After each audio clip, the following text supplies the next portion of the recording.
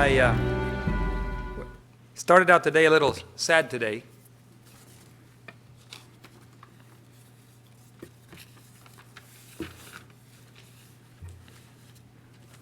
We haven't cried for a long time, but this morning we did.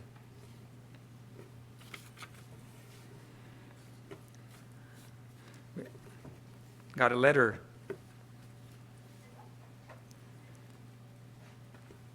from a young man in Uchee Pines.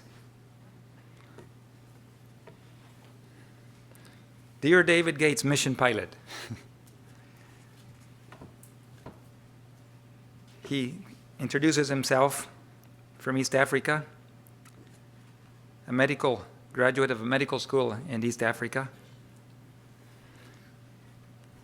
He tells about his people that are dying in that small country where he's from.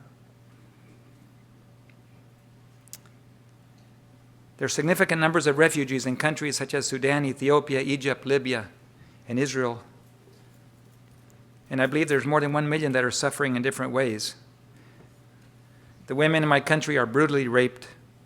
The people are taken hostage for money exchange, especially to Egypt, and their organs are taken out, and they die in terrible pain.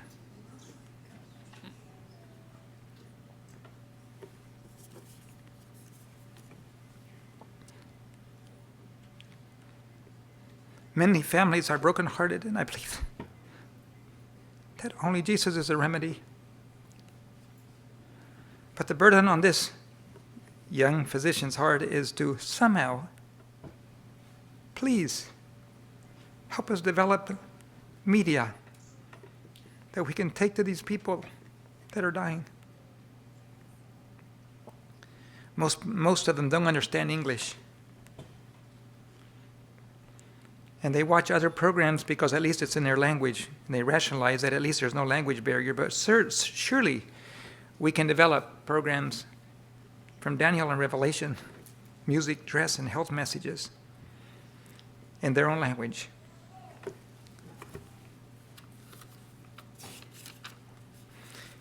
Here's a little pamphlet that he wrote in his own language. It looks like strange hieroglyphics. I don't even understand how to interpret it. He wants it back. He doesn't want to waste it. So I have to send this little paper back. How little do we know of the suffering of the world? On March 13, 1964, there was a young lady walking home in New York by the name of Kitty Genovese. Just before she reached home, she was assaulted and stabbed.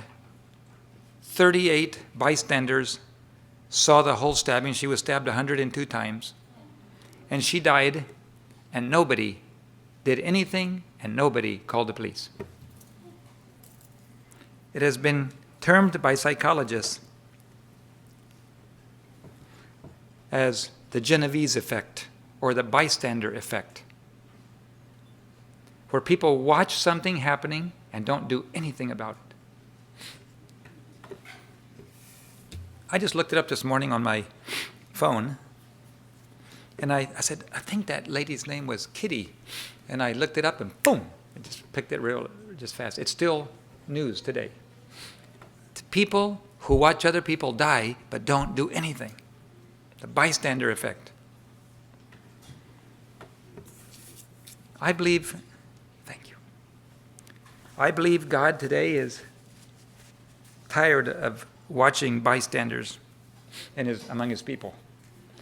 I believe God is somewhat indignant as well to have shared so much love and so many blessings with his church in North America and Europe, and now in some countries in Asia that are prospering financially. And the more we prosper, it seems that the more we forget about the mission. We're too comfortable. So we prefer to be bystanders and watch other people die, but try to ignore it and think of our own needs. Maybe we will get hurt if we get involved. I remember the story of one man that I've used it in some of my sermons before, but he was walking home one day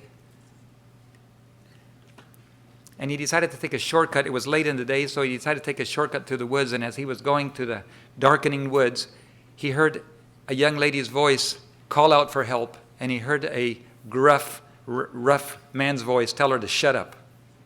He knew there was an assault taking place,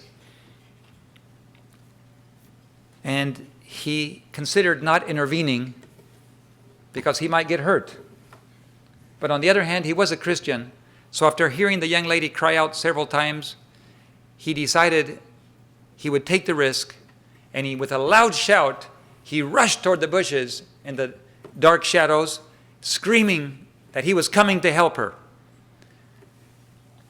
A half-dressed man ran off into the darkness, and the young lady crouched behind the bushes. After the man had run off, he said, "Excuse me, ma'am, are you okay?" There was no sound. "Excuse me, ma'am, I came to help you. I heard you cried for help. Are you okay?" Still silence. "Ma'am, I'm here to help you. I'm coming to help you. Do you need help?" And a scared voice called out, "Daddy, is that you?" It was his own daughter. He almost did not help her. He almost went home and thought, "I won't get involved because I might get hurt." Only to find out that it was his own daughter he helped. Could I suggest to you that every time you help somebody and save a life, you're saving your own family?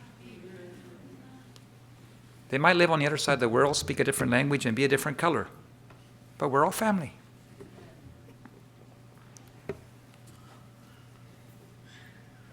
There are forces in the world who would seek to stop you. Family influences, comfort influences, friends. A lot of reasons why you should not risk yourself to help somebody dying on the other side of the planet that you don't even know. But I would propose to you that Jesus gave the example already. He left his home and came to this hostile planet, giving up everything. And as a result, I love his statement just before he left. "All authority is given to me in heaven and earth." For the joy that was laid up before him, he endured the cross. But there was a payback day. And all authority was given unto him because of his sacrifice. And someday soon, the rest of the payback will come, as he will look out and see the saved of all the ages. And he's asking you and me to be part of that. Would you be willing to give up everything to save somebody? He says, "Take up your cross and follow me." That's what its mission is all about. That is just doing exactly what Jesus did. I can't even imagine. That's what Sister White says, that you cannot be saved unless you're a missionary. You cannot. Can you imagine being in heaven and being welcomed into heaven when you had no interest in helping anybody else? That would be a spirit totally foreign. It would be dangerous to have in heaven. And yet, most church members believe today they can come to church and sit on their bench and be good and regular members and good and regular standing, and they will go to heaven because of that. Not so. Either we participate in the mission, or we have nothing to do with Jesus Christ. It's very black and white. Matthew 25 and Matthew 25, Jesus gave 3 parables. The first one of the 10 virgins. The church, all of them waiting. All of them expecting to be welcomed into the wedding. Only to find, disappointingly, that half of them, who had been waiting faithfully, along with everybody else, were not ready. They had no oil in their lamps. And interestingly enough, most of them were sleeping. They all slumbered and slept. Now, not everybody slept, because I used to think that represented the whole church. But do you realize that somebody has to be awake to give the loud cry? There was a loud cry. "The bridegroom is coming. Let us go forth to meet him." Somebody had to be awake. And I believe God is preparing a people today that is not sleeping, that are wide awake to the events that are happening, and they're shouting in a loud voice, "Get ready, the bridegroom is coming, let us go forth to meet him." It's a wonderful privilege to be part of that group. Now there's others that will be saved because of the loud cry. They will come in at the last minute. But what a privilege to be part of the announcement team. What a privilege to sound the trumpet. What a privilege to wake people up and say, "The bridegroom is coming, get ready." Some years ago, just 2 or 3 years ago, I guess about 3, I heard a very influential Adventist pastor say that Jesus may not come for 1,000 years. And then I heard 3 more pastors say the same thing within the next 4 to 5 months. I have never heard this. This is not even Adventism. The imminent coming of Jesus Christ is one of our principal doctrines. That's why we're here. Otherwise, we don't need another denomination. Did you know there's more than 33 denominations in the world? Christian denominations. 33,000, I'm sorry. 33,000 denominations. We don't need another church. The world already has too many. We are not just another denomination. We are not just a church. This is not a club. This is a movement. It is a message. And if you do not proclaim that message, may I suggest you are not really a member of the movement. You cannot just be a member unless you're actively involved. Unless you lay everything on the altar. Someday soon we will find the people that we sit next to have no oil. Or they will find that we have no oil. Suddenly, it will be too late to get oil. So God has given us this. Last night we mentioned there's a little time, one more chance for God's people to get oil. And how would you do that? How would you get oil in your lamps? That's why we have 3 parables. Each one leads to the next one. The second parable in Matthew 25 is a parable of the talents. Jesus said, "Are you interested in getting oil in your lamps? Let me tell you another parable. There was a man who left on a long journey, and he left 5 talents. By the way, how much is a talent of gold? Approximately a lifetime of earnings. About $500,000 in today's. Most average people working at an average wage can earn about $500,000 over a period of 40 years. Some have more than a lifetime of earnings. They get 2 talents. Some get 5 talents. And he went on a long journey. He did not tell him when he was coming back. But when he came back, he asked suddenly for a rendering of accounts. He who had received 5 had worked very hard and produced 10 talents. And the words were, "Well done, thou good and faithful servant. Enter thou into the joy of thy Lord." But then the second one came and rendered, and he also heard the same words. And finally, the man with 1 talent came. And you know, I've written the accounting systems for 2 unions. I was director of computer services for 2 unions over 10 years. And I've helped with the auditing. I've helped with all of the things. I love computer work. I taught computer science for some years down in the Caribbean. And I even though I've put it aside now for quite a few years because I'm working on the front lines, medical work and evangelism and so on. But I love programming. And so I programmed all the accounting systems, and I just love to see numbers go, process them and come out in long sheets of paper, you know, and it just, in fact, I miss DOS. It's so much fun to process. You know, I started out when the first hard drive I've ever laid eyes on was a big thing that looked about like this. 5 megabytes. It was a little taller than this. And I looked at it, I can't believe you can store that much information. You know, and then the first flop, everything we did was on tape before. Everything was on tape, sequentially. And the wheels would spin, and you would get stuff, or you would have a cassette tape for the small home computers. And then later on, they doubled the size from a PC to an AT computer and a 286. Wow, that processor went from 4.77 megahertz to twice that speed. Turbo mode, button. And in 386 computer. But that was an expensive one, so they came up with the 386 SX, a kind of a half-breed, little portable things today. And that was the favorite computer, one of the ones I've ever had. Had 3 megabytes of RAM in it, and you can do anything with that. And today, you know, 15, 32, 64 gigabytes, nothing to think about. But I still remember those days and processing, and I remember how we did accounting, and everything, when the auditor came, every cent had to be in place. They never ask you to produce more than what you received. As long as you rendered account for exactly what you received, that's what you rendered account for, everything was green light. But God's accounting is quite different. God says, I gave you 1 talent. I expect a return on my investment. Don't just render accounts for 1 talent. What did you do with my money? God's accounting is quite different than human accounting. And when he comes back, he's not going to say, I expect you to give me back what I gave to you. No, he says, give me a return on my investment. And now, that's what the talents are all about. They produced 100% gain, 100%. And the last one just returned exactly what he had received, and it was taken away from him and given to them that had 10, and he was thrown out into outer darkness. Many of us are going to find that we've received all these talents from the Lord, and we've never invested them. And God's not interested in money. That parable is not even about money. Does God need money? He already owns everything.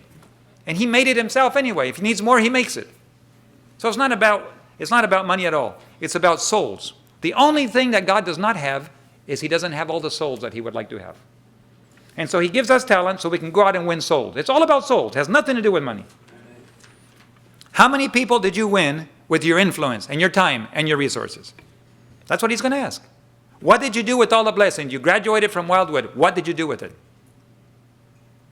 You have resources. What did you do with them? He's going to ask us that question. We are going to render accounts someday. And so then the final parable is, you want to use your talents? I'll show you how to use them. Feed the hungry, give water to the thirsty, dress the naked, visit the orphans and the widows in their affliction, go visit them in prison, those that are prisoners. Go visit them. Take care of human needs. You take care of basic human needs, I will say, as you did it to them, you did it to me. It's very simple to be part of the mission. Just give of yourself to meet basic human needs of others and share God's love just for the sake of sharing God's love. People will come and say, I've never met somebody like you. Why are you that way? Oh, you want to know my Jesus? Yes, please tell me. And you can introduce them to Jesus. But we have to be living reflections of God's love to the humanity. And I am so unloving. When I look at myself, I think I'm pretty good and generous. I like to give. But one day, I became very, very aware of how selfish I was. I came back from working at the union. I worked for 6 years at the union office in Peru. I came back from the union at home one day, and my wife says, I forgot to go shopping today. All I have is just a pancake for you to eat. I've been working hard all day, and I'm hungry. I'm sorry, that's all I got. What kind of wife do I have anyway? By the way, it's only happened once in 33 years. Just think. And I was griping. 1 pancake. That's it. For supper. And I was getting a little irritated, and I was sitting there feeling bad for myself. And there's a knock on the door. And a couple walks in, has been on traveling for several days. Well, hello, how are you? Come on in. Have you had supper yet? No, we haven't had supper. Please, have a seat. And I'm saying, what in the world is she having in mind?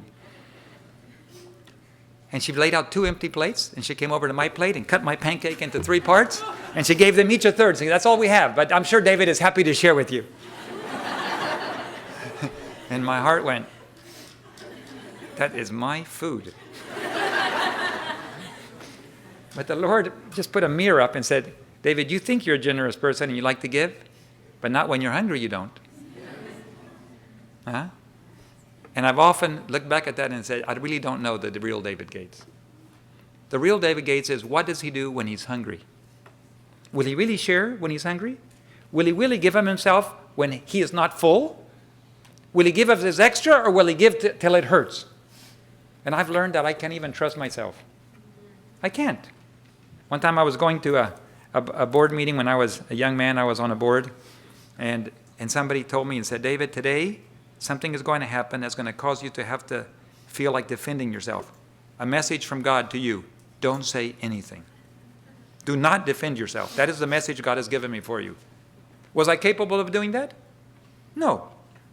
As soon as the attack came, I defended myself. And I thought to myself, even when God tells me not to do it, I don't know how to do it. This is the difficulty of the human nature. Even when you know you're not supposed to, we still do it. And I just distress myself every time I do. I go, I wonder what I'm going to do. I know God wants me to do this, but what will I do unless I surrender? So all I can say is, Lord, take control of me. I don't know what to do. I don't know how to do this. I don't know how to behave with love. When I'm really hurting inside, I don't give love to anybody. I need love myself. But how? But Jesus always gave love. Always. He has to do it in us because we're not capable of doing it. So even though the requirements are clear, we're not capable of doing it. All we can do is surrender. That's all we can do. If we surrender to Jesus Christ, then let Him do it because we cannot do it. It's not within our abilities. And someday, this beautiful mission of reaching people that it's all about people. And it's all about being Jesus' hands and through the Holy Spirit having the character replicated in us for this last generation so that Jesus can say to the universe, when I say my people, this is what I mean. And that's happening all around us. It's the sealing process taking place. There's a shaking process happening now. It started already. Last day events. I don't want to say too much about the shaking because it's so strong that it might be considered in a bad spirit. You can read it yourself. But the chapter from the last day events on the shaking is very, very strong. And it says, as trials thicken around us, page 175, both separation and unity will be seen in our ranks. This is happening all around the world, separation and unity, as people unite on one side and unite on the other side, in opposition or in humility and submission to God. Separation and unity at the same time. Well, of course we want to work united, but it's very difficult to have two opposing soccer teams or football teams or whatever thing you do. You can't kick the ball in both directions. You have to choose what team you're on. You have to know which way you kick the ball. If you don't, I just played 3 hours of soccer the other day with my sons. I miss the days when they were like about 13 and 15 and I could whip both of them. It was daddy against the two sons. And we'd play out there until we were exhausted, but I could weave my way around both of them and score, and they would try their best, and I would catch up with them. But once they turned 15 and 17, I could no longer beat them. And now they just invite Daddy to play with them now and then. And they have all the energy. And I played the other day for 3 hours, and I like to run. But playing ball and running are two different things, different muscles involved. And I went to Mexico this last weekend. I was so sore I could hardly walk.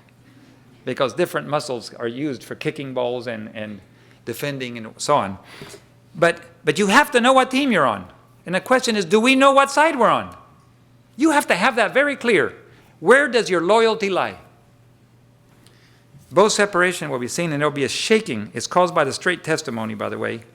And one thing is certain, page 177, those Seventh-day Adventists who take their stand under Satan's banner. I can't even imagine taking a stand under Satan's banner. How horrible that will be to be actually taking a stand on the wrong team and fighting against God. Those Seventh-day Adventists, one thing is certain, this is not a maybe. Those Seventh-day Adventists who take their stand under Satan's banner will first give up their faith in the warnings and the reproofs contained in the testimonies of God's Spirit.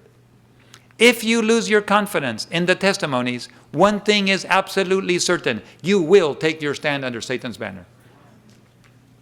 That's why there's a war today to see which side your allegiance is on.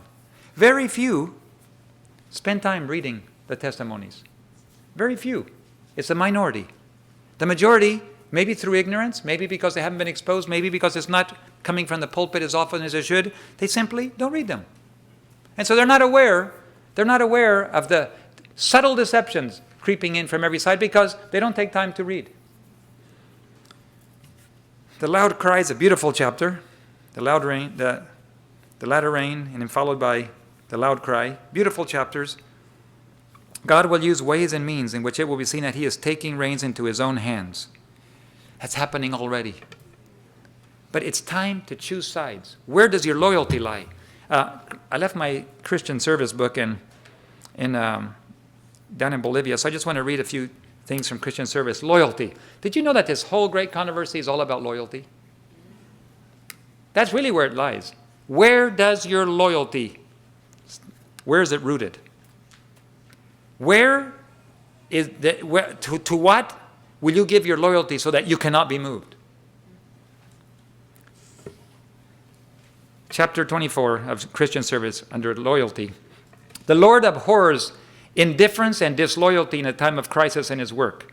The whole universe is watching with inexpressible interest the closing scenes of the great controversy between good and evil. The people of God are nearing the borders of the eternal world.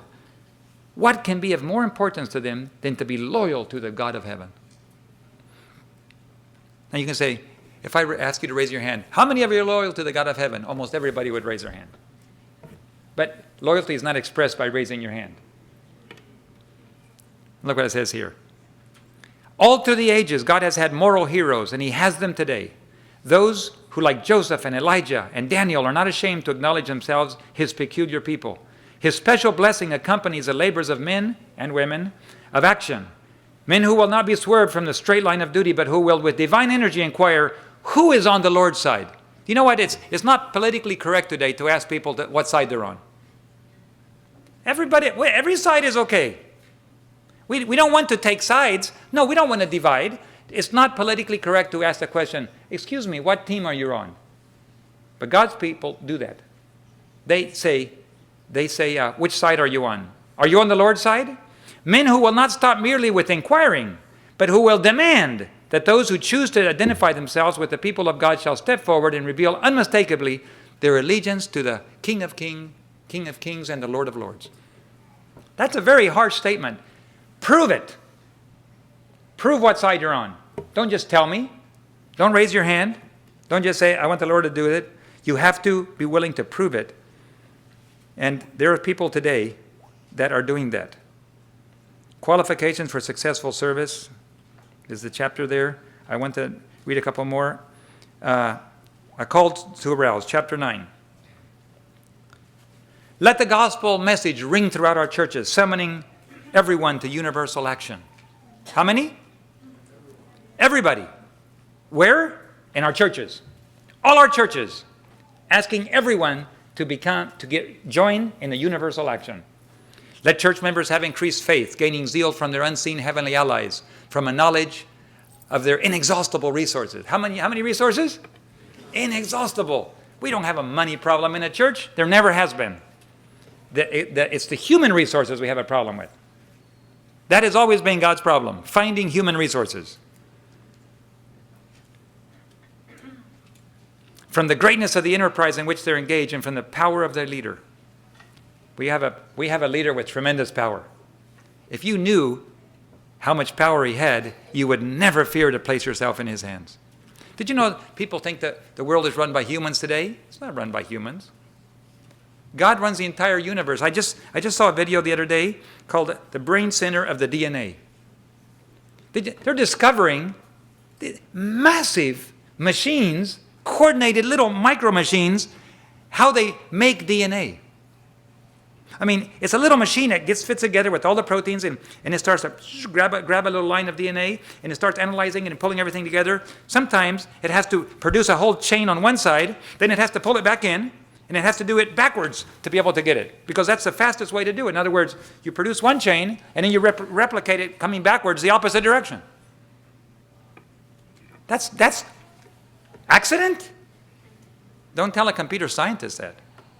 This is extreme genius programming, where you take a DNA, you break it apart, and you make an exact chain, and then to build the other side, you go in the opposite order, and you pull it back in, and you add the other pieces. So when it comes out the other side, it's complete.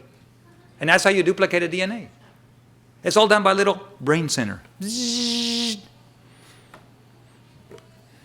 What great power we have. And we don't have anything to be scared of at all. The Master runs the whole universe. He has everything under his control. If we would just come to him for orders and obey him, that's all we have to do. It says, those who place themselves under God's control to be led and guided by him will catch the steady tread of events as he ordains them to take place.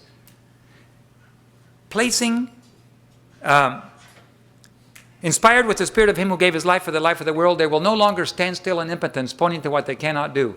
Instead, they will put on the armor of heaven and go forth to the warfare, willing to do and to dare for God, knowing that His omnipotence will provide for their need.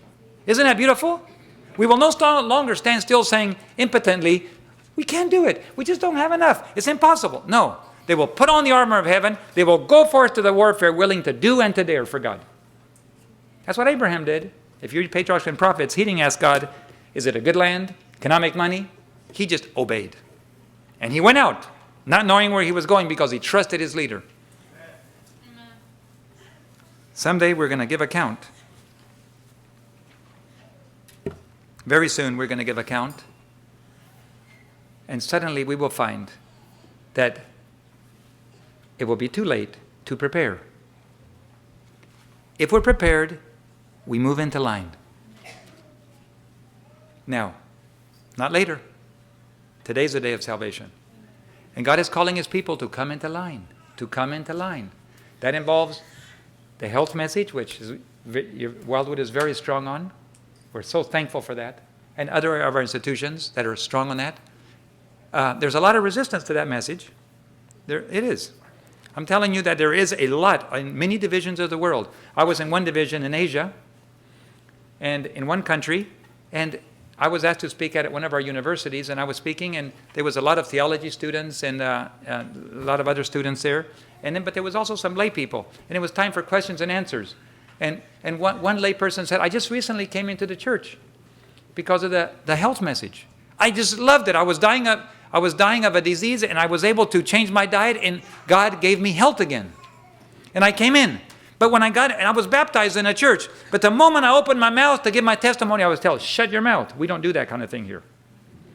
And so she said, I'm confused. I'm a new Adventist, but I can't talk about the health message inside the church.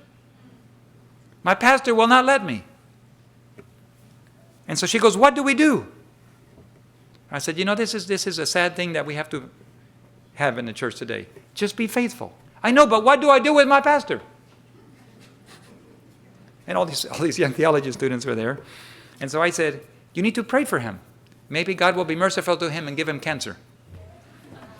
And I know of very few pastors dying of cancer that do not become vegetarians or vegans.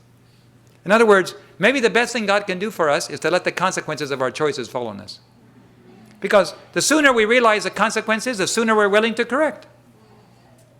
So I said, just pray. Just pray and be found faithful. That's all we can do. Pray and work and be found faithful. But there is a war inside, and right now the war is inside more than outside, it seems. But God is preparing a people. Have you noticed? The other day I turned on a radio station from Chattanooga. A Baptist pastor was preaching, but I could have sworn he was an Adventist pastor. He was saying, Jesus is coming soon. Brothers and sisters, we have to get ready. We need reform in diet, reform in dress. We need to get serious and be obedient to what God is telling us. And I said, amen, brother. And I found out it was broadcasting of MBW. Excuse me? I made a statement once, and I want to say it again. If God's people are not going to preach the message, God has other children that are not of this fold, and they will do it. But you and I will lose our crown if we don't do it. That's why we're told to hold fast that which we have, that no man take our crown. We have a beautiful message. We've been given this beautiful message, and we're told to go into all the world, to every nation, kindred, tongue, and people. How many? Everybody. That is the orders from the general. And there's this phrase in Spanish that says, what the captain orders, a sergeant cannot countermand. Basically, in a Marine type of thing. But it's basically when the general says something, a colonel or a lower officer cannot countermand. Our divine general has already given us orders to go into all the world and preach the gospel. And it's not always easy to do that. Because as you do that, you will find that there are challenges along the way. Some of them come from inside, some of them come from outside. Sometimes they're financial, sometimes they're political, sometimes they're religious. Differences in religion. There's a lot of reasons why you cannot go. But the general said go. So humbly, you must do what you're told. You must try your very best to work together, but sometimes you have to go alone. And in the end, every single soul will stand alone before the throne and give account. That's in the end. In the end, you will stand alone. So if you have to go alone sometimes, there's two ways to go. We go together or we go alone. Plan A and plan B.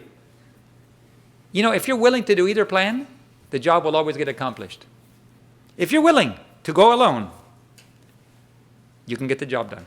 Because God will bless and multiply, even if only one person is willing to go. But somebody has to be willing. And this young physician from Uchee Pines is asking for possibility of reaching his country where people are dying in agony. And my wife and I just cried this morning. There's a lot of other people in the same position. They're just saying, I'm willing to go. Can you help me? Or can we go together? Can you give me tools to reach those people? And we just prayed this morning and said, Lord, answer this prayer. Answer, here am I, send me. But let's go reach those people that are dying. And there is no political structure. You know what? It would be interesting. I'm going to read you this. I didn't have it on my thing, but it's from one of the well-renowned Adventist. If we had saints, it would be a saint, HMS Richards. We don't have saints in the church, but he was one of God's saints. Let me see if I can find it here. Real fast. Here we go.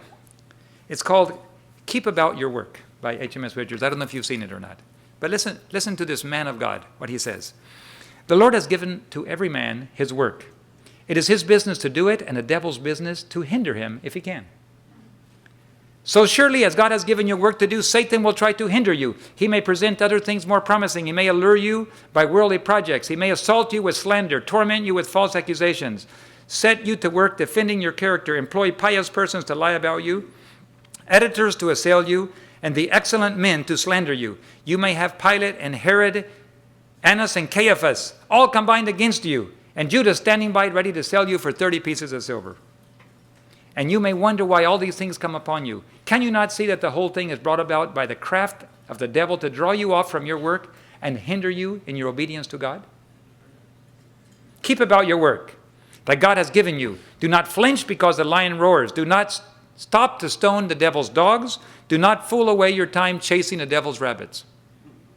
Keep about your work.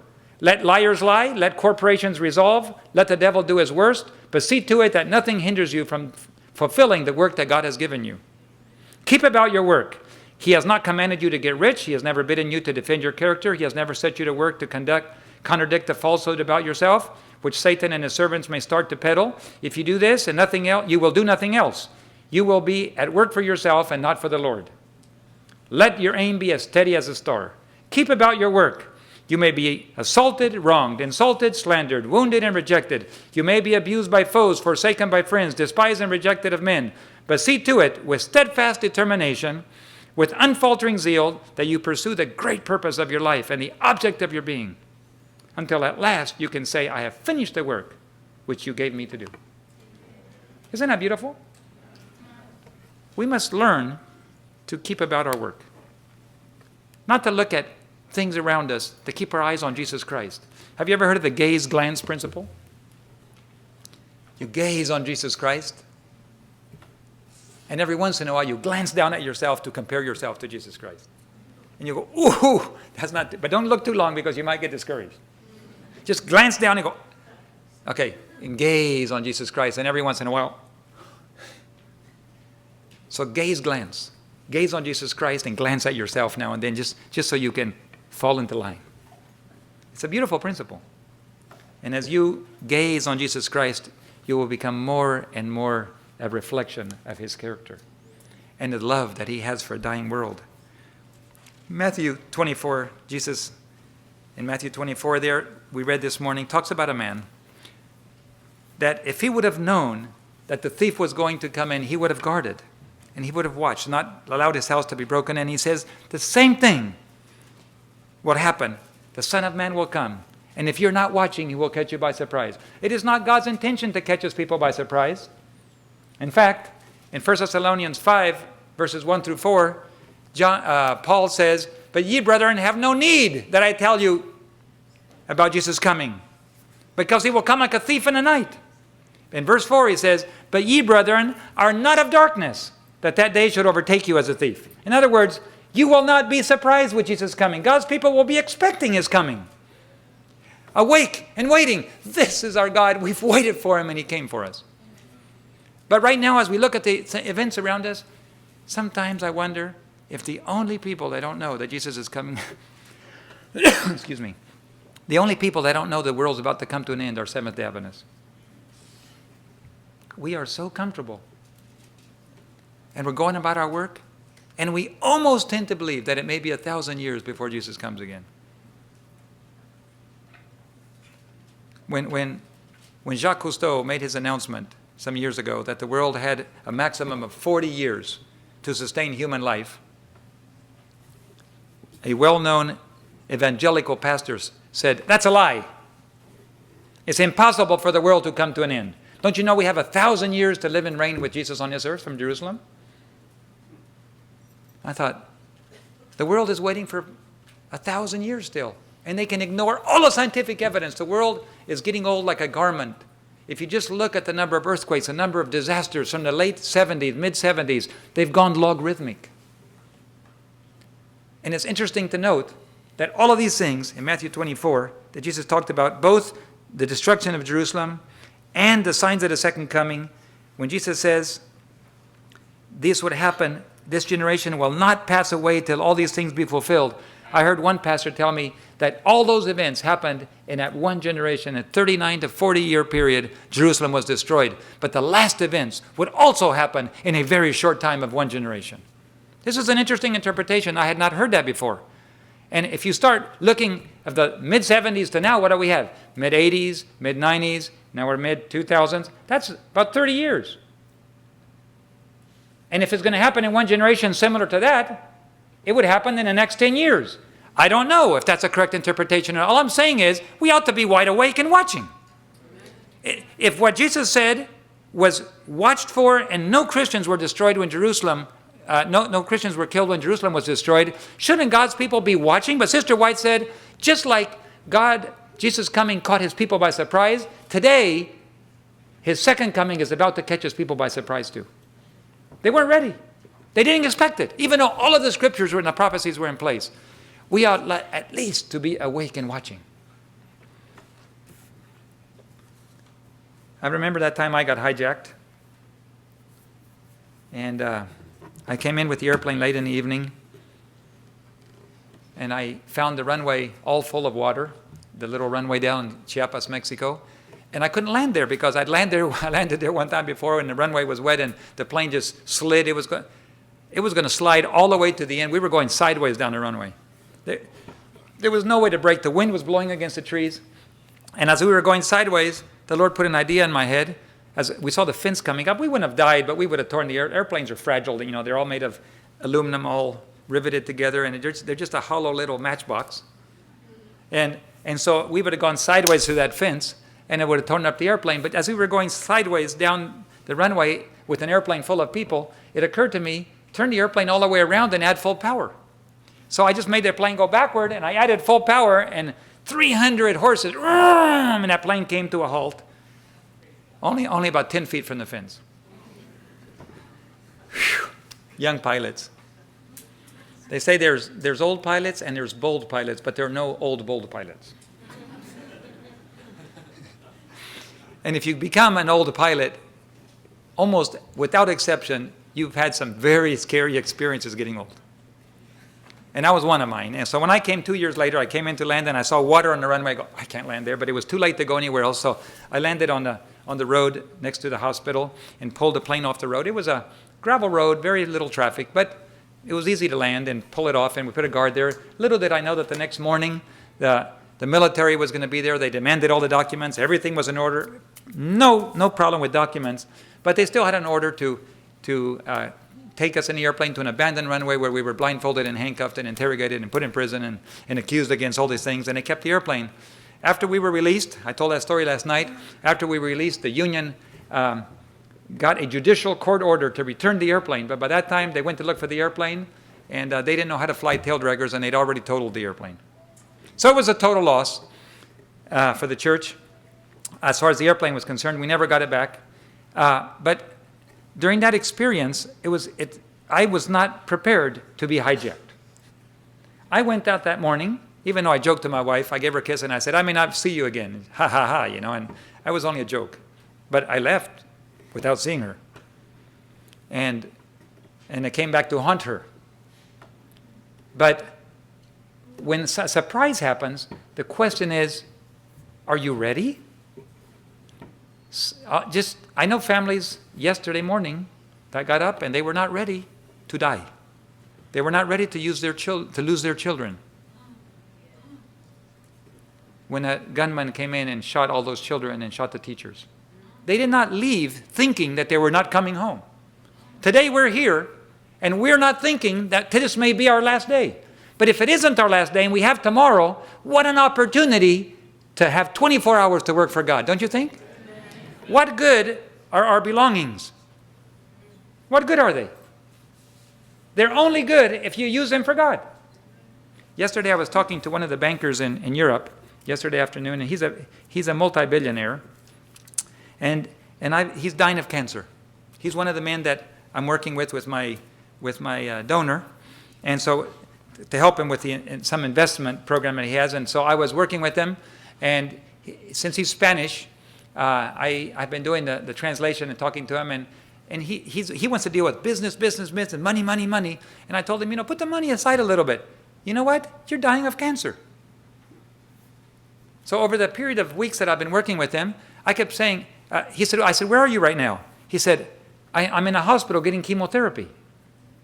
I said, but he goes, David, what about this program? What about that? How much money is he sending? And it's, hold it. Put the money aside. Let's talk about you. I said, you're dying of cancer. Do you know how much time you have left? No, but I'm hoping to recover this. You know that we're talking just a few years? Yes? His grandfather, or his wife's grandfather, is one of the richest men in the world. He owns entire countries almost. His grandfather is really, off the books, a trillionaire. Multiple trillions. We think the richest man in the world is Carlos Slim, in Mexico, but that's only, and that Bill Gates has so much, that's only public wealth. You haven't seen those that are off the books. The world has a lot of those people that you just don't know about. They're around. But when somebody's dying of cancer, the most important thing is the person. So I was talking to him over a period of time, and I said, I'm praying for you, because this is a difficult time you're going through. And he goes, David, I've done a lot of business. Nobody's ever asked me about me. I said, well, that's the most important part. And I was talking to him yesterday, and I said, my goal is next time I come to Europe, I want to come to Spain. Where in Spain do you live? So he told me where. And I said, I want to come see you. He goes, thank you. Do you know, David, you've been asking so much about me that he said, I got on the internet, and I started looking for you. And he said, I've watched several of your sermons today, he told me yesterday. I'm watching one right now when you called me. He said, and I've seen videos of you landing airplanes in the jungles and taking care of people. He goes, you're real.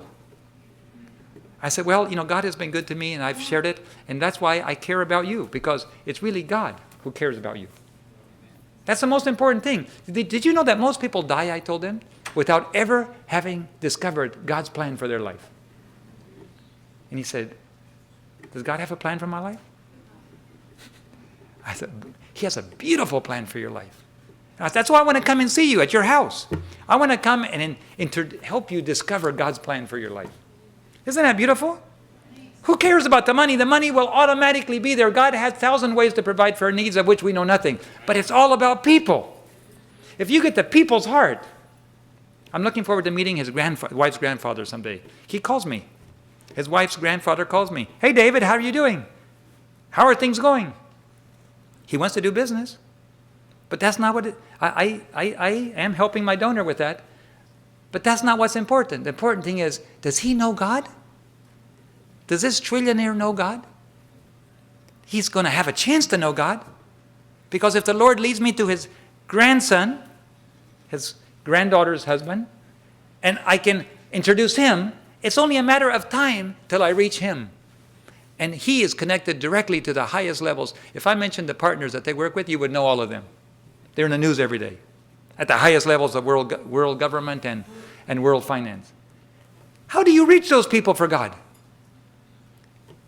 God opens the door and you start working with them and you focus on them, on them, on them, on them. And pretty soon they go, this is different. There's something different about this person. They care about me, not about my money. And that's what's important.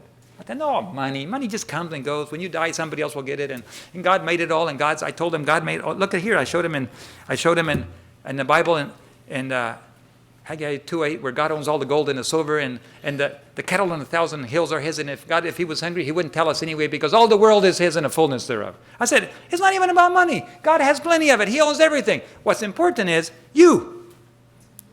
And if we do that with every person that's around us, I'm just praying that God will use me to keep reaching into their heart so that they can have a chance to know that Jesus is coming back soon. Even the rich people deserve to know. And what would happen if one of them became converted? The pocketbook gets baptized too. Huh? God has 1,000 ways. Let's just focus on people. Let God deal with the money issues. God knows how to move money. Money is inanimate. When God says move, boop, money jumps over here, gold jumps over there, things, mountains move, everything. But the people have to choose. God doesn't force people. Inanimate objects move every time he curses a fig tree and poof, it dies. You know, it's because the Creator said it. But humans have a certain ability to choose that God has given to them, and they have to make the decision. God will not force that. So we live in very exciting times. And here we see in Matthew that someday, in Matthew 24 there we were reading earlier, someday the owner will come, and it says in verse 46 of Matthew 24, blessed is that servant whom his Lord, when he cometh, shall find so doing. That is absolutely the goal, the dream of my life, and I hope it's a dream of your life. I cannot wait to see Jesus and to see a smile and say, well done, thou good and faithful servant. Except I don't want him to come just yet. There's still a few people that need to be saved. I want to go home. I would like to see his face today, but not yet. Lord, just give me a little more time, because I have this letter from this doctor from Uchee Pines. And I want to help him first. I want those people that are suffering and being tortured for their faith, I want to give them a chance to meet God personally first. Are you willing? The world is dying in agony, and God's people are bystanders, the bystander effect. Isn't it enough time? Does it make your heart indignant to think of bystanders? What is your goal if you see somebody getting hurt? You know, North America and probably most of the world today, if we see somebody getting hurt or assaulted, we don't intervene. I was in Peru, and after having been assaulted myself, and in Guyana I was assaulted by two thieves on bicycles. I was walking with my daughter down a dark street to the hospital, and I was carrying in my hand a briefcase with all of the tithing for the church that I'd picked up as I was flying out in the jungles to all the churches. The elders would put in their tithing and reports, and I would collect all of that. And I had it in my briefcase, and I told my daughter, I said, Katie, this is a dark street, and we got to walk faster. I can't walk any faster, Daddy. You got to walk faster. This is a bad street. But she didn't walk very much faster. And so we were walking. Suddenly, the next thing I know is, bam! They rode up silently on bicycles with big clubs, and they hit me across the head. They knocked me down, and they kept beating me. And they just, I couldn't think of anything but bang, bang, bang, as my head was being beaten with these clubs. And I felt them trying to jerk my briefcase. But somehow God gave me an iron lock. And even though I wasn't feeling anything but getting banged, my fingers would not open. And they tried and tried and tried to get that briefcase out of my hand, and I would not let go. But I did do something that just before I walked down the street, I took my wallet, and it has too much papers in it, but anyway, I stuck it here because I didn't want anybody running behind me and just pulling it out, you know? And so I stuck it here, and I remember amidst all the blows that were falling on my head, I remember feeling that they were trying to pull my briefcase, and bang, bang, they kept hitting me. And then I felt them feeling in my pockets. And I thought, my wallet's in my front shirt. I was laughing. I said, I fooled them. But even though they kept hitting me, I had inside, I was calling for help and I was shouting for help. They grabbed my daughter by the neck and tried to pull her away. And I grabbed my daughter's leg with one arm and I had a briefcase in the other and they were beating me on my head with the other. And so in that midst, I had time to laugh. Because they were feeling in my pocket, trying to find my wallet, and it's not there. and as I was calling for help, a car came around the corner and shone the lights on it, and poof, they disappeared. They never got anything. Not a thing. Except they left my head all swollen, and it hurt my daughter's neck a little bit. But the hospital called the police, and the police came and they took us down to the police station. As we were driving in the back of the pickup truck, we stopped at the stop sign, and I said, those are the two assailants right there. They were just standing on the street corner. So the police jumped up, put them in. And we went down there, and both my daughter and I testified, and each of them spent a year in jail. The mother of one of them came to me and said, why did you put my son in jail? I didn't put your son in jail. I said, I didn't press charges or anything. The government did. I just identified them. And she goes, don't you know that he gives me to eat? I need him to feed me. I said, I'll be happy to feed you. I said, the consequences of his behavior are partly your responsibility for raising him and partly his responsibility for making that choice. But he's just paying the consequences. But if you need food, I'll be happy to give it. I don't want your food. I said, I thought you were hungry. I said, I'll be happy to feed you while your son is in prison. I'll be happy to do that. No, I don't want your food. And so it was made up story. But I said, I'm sorry. We make choices as adults and we live the consequences. But as I felt God's presence and I felt him taking care of me. But in that very moment, when you go through a crisis and you can feel God's presence, at that moment, there's kind of like something develops in you. And I decided to myself, you know what? When other people get assaulted, I'm going to intervene. No matter what happens, I'm going to help whoever's getting hurt. Even if I get hurt, that's God's problem. Nobody, by the way, you can't get hurt unless God gives permission, right? You can't. Nobody can kill you. Nobody can touch you. Of course, there is an exception to that. If you have impurities in your life, if you take the devil's music, if you take the devil's videos in your house, in your life, if you have the world in your life and in your home, the devil has rights too. And he can tell God's angels, stand aside. This person has chosen to have my things in their life. And God limits the devil's abilities, but the devil has rights to harass you. That's why it's so important for us to live pure lives in total surrender and get rid of that worldly stuff. We don't need that stuff in our home because it gives the devil a right to come in. When we allow his magazines, his videos, his music into our home and into our lives, the devil has access directly to us. And he will use that to hurt us. But when you put that away, there's a perfect circle of angels that surround, and only with permission can Satan touch you. What a wonderful thing God offers his children. And if God gives permission, it's only for your good. He will not give permission just to hurt you, but sometimes we need to be disciplined. And sometimes we need to be trained. Just like Olympic trainers, they make their Olympic athletes suffer. You knew that, right? Get up at 4 o'clock in the morning and run 10 miles before breakfast. And if you say, no, sir, you're out of the program. You have to say, yes, sir. Do 100 push-ups. Run so many miles. Eat this diet. Sleep this way. Do this. Do the other. Yes, sir. Yes, sir. Yes, sir. That's the only way to get to the Olympics is to submit yourself to training. And as we get closer and closer to Jesus coming, we're also in this discipline of training. And so I made up my mind that if nobody can hurt me or touch me without God's permission, then I should intervene every time I can when I see somebody hurting. So I made up my mind. And in Peru, when I was traveling a lot, there was a little lonely road that goes to the university. And in those days, there was a lot of assaults and robberies along that road as people walked up and down that road. And I used to come in from the Union every evening about 7 or 8 o'clock. And it was dark. And there would be multiple assaults happening every day along that lonely road. And I made up my mind, Lord, if you ever put me in a position where I see somebody getting assaulted by a gang, 10 persons, I don't care what, I'm getting out of my car and I'm walking right into the middle to help that person. Because all it takes is one angel, by the way. One angel. And they're pretty tall. I don't know how tall, if you know how tall they're about 20 feet tall. I've talked to several people that have seen angels. I've seen my angel, but it was in human form, and and so I can't say that that's their real size.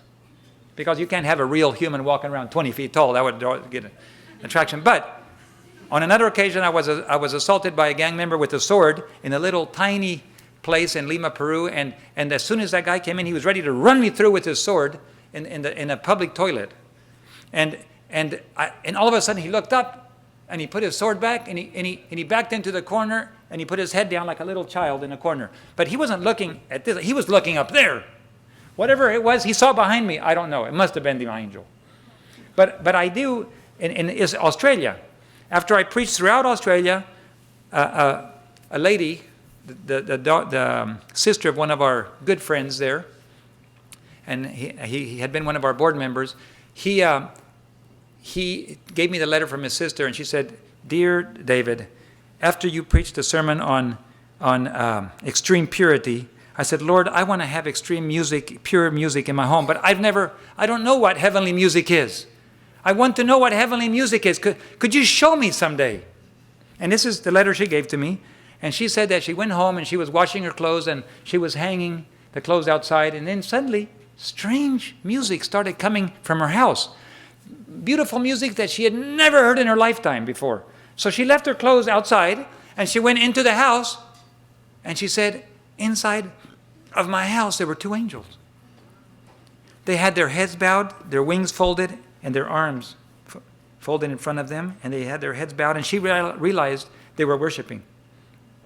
So she knelt down beside them. And for a whole hour, the music continued. And then finally she said, Lord, can you release me? And she closed her eyes and she could see the angels right through her eyes. And the music came to a halt. She opened her eyes, and on the TV was written, heavenly music. Only 2 words on the TV. It said, heavenly music. And she knew that God had showed her what true heavenly music sounds like.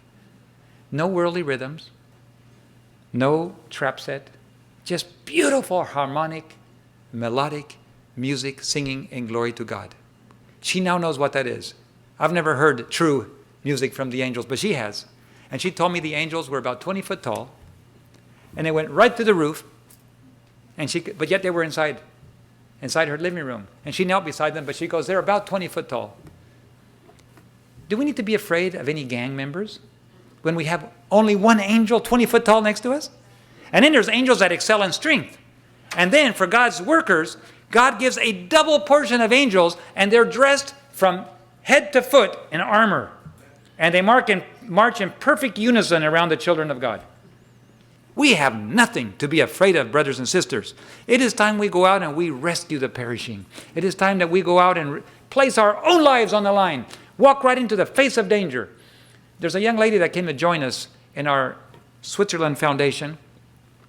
She joined our team. She made her decision. She's well known in the denomination as an ADRA director for years and years. She's from Indonesia. She's now a German citizen.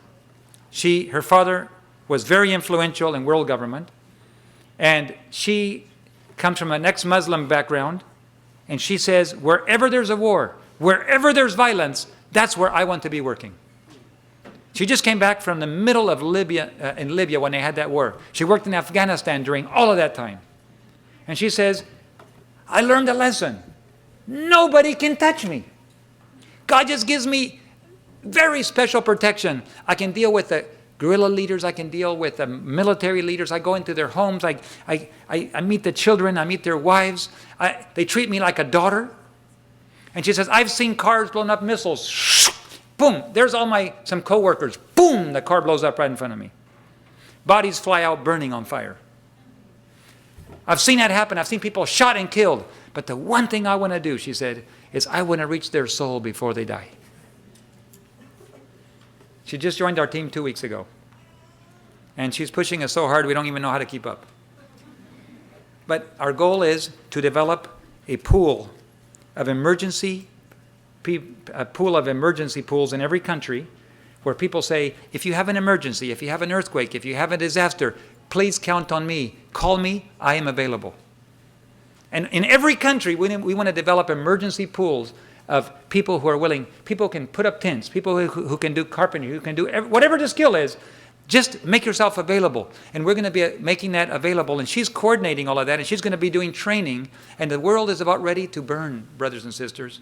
There's going to be disasters left and right. And it's going to be an opportunity for God's people to go to the front lines. And so therefore, as we approach those last few days, God is asking to find out who is willing to risk their life to save another. That's the end. That's the last question that's going to be asked. As you did it to them, you also did it to me. So I would like to challenge all our graduates. Are you willing? Are you willing to risk your life and go where nobody wants to go? Are you willing to risk everything you have, your reputation, your resources, your life, your freedom, to go save somebody who is also at risk? That's the question before us today. And someday we're going to hear the words, "Well done, thou good and faithful servant. Enter thou into the joy of thy Lord." Isn't that a beautiful thing? If you would like to be willing to do that, would you make that decision in your mind today? Only you know. If that's it, would you say, "Lord, yes, count on me, Lord. Train me, teach me, discipline me, whatever you have to do. But please, make me one of that team that can reflect your love to a dying world. And whatever it takes, if I lose everything, I get it all back again." But God is not looking for people to die for him today. What is he looking for? People to live for him. That's much harder. It is my choice. Would you be willing to raise your hand and say, "Lord, that's my choice too"? Amen. How beautiful.